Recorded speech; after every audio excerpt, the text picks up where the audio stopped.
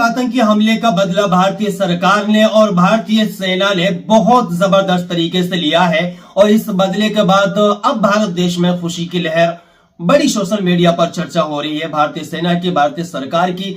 जिस तरह से भारतीय सरकार ने 15 दिन का इंतजार किया और उसके बाद एक बड़ा सारा अटैक किया, अब इसकी तारीफें की जा रही है।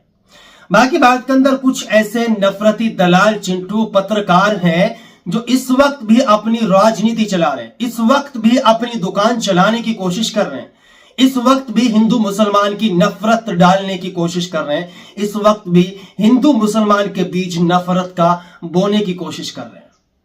आप लोगों को मैं बता दूं, ये मनोज सिंह है। इनकी सोच और इनकी मानसिकता देखिए कितनी गंदी और कितनी गिरी हुई है। पाकिस्तानी यहां हमारे बीच रहते हैं। इंदौर के बेटमा के ब्लैकआउट के दौरान पूरे शहर की लाइटें बंद की थी, लेकिन इस मस्जिद की लाइट बंद नहीं हुई। यह तो दुश्मन को साफ साफ इशारा देने जैसा है। चलो पहली बात तो यह कि मस्जिद की जो लाइटें जली हुई हैं वो ना जली रहनी चाहिए, वो बंद होनी चाहिए। बाय द वे वो किसी भी बाय मिस्टेक या तो जली रहेगी होंगी या फिर वो बंद ना कर पाए होंगे, कोई मस्जिद में नहीं होगा, कुछ भी XYZ हो सकता है। अब उस लाइट को लेकर इतना बड़ा इश्यू क्रिएट करना कि भारत देश के अंदर रहने वाले मुसलमानों को देशद्रोही बता देना या फिर उनके खिलाफ देश विरोधी का फरमान जारी कर देना, ये इन दलालों को कौन बताएगा?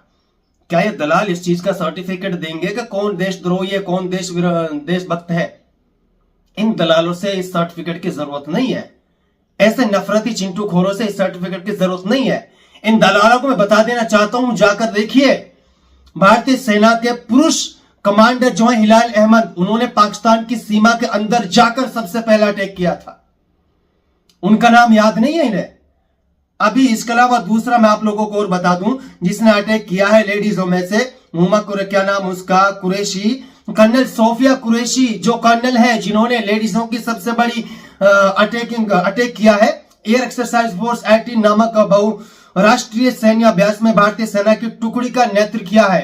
इनका नाम इनको याद नहीं है। और इसके अलावा एक और मुसलमान नाम मैं आप लोगों को बता दूं, ये कैप्टन अमल अलाना मेवात से बिलोंग करती है।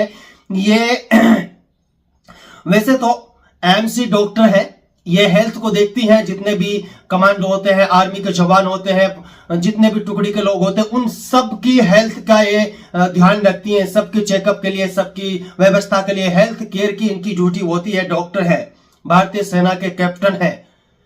ऐसे नाम इन दुश्मन लोगों को याद नहीं है, ऐसे नाम इन नफरती दलालों को याद नहीं है।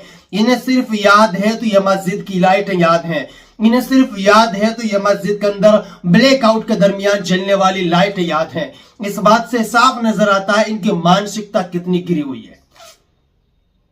अब इसके लिए मैं बता दूं भाई साहब, जिस वक्त ब्लैकआउट हुआ तो उस वक्त IPL का मैच हो रहा था और IPL के मैच के दौरान ग्राउंड में कितनी लाइटें जलती है पता भी है तेरे को?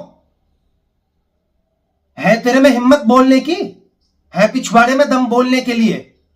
IPL का मैच बंद करा कर दिखा, पता चल जाएगा तेरे पिछवाड़े में कितना दम है। ऐसे दलालों को और ऐसे चाटुकार पत्रकारों को, ऐसे नफरती जो कार्यकर्ता बने हुए हैं, इस वक्त देशभक्त बन रहे हैं, इन लोगों को ना यार सबक सिखाना चाहिए। सरकार को ऐसे नफरती लोगों को अच्छे से सुधारना चाहिए।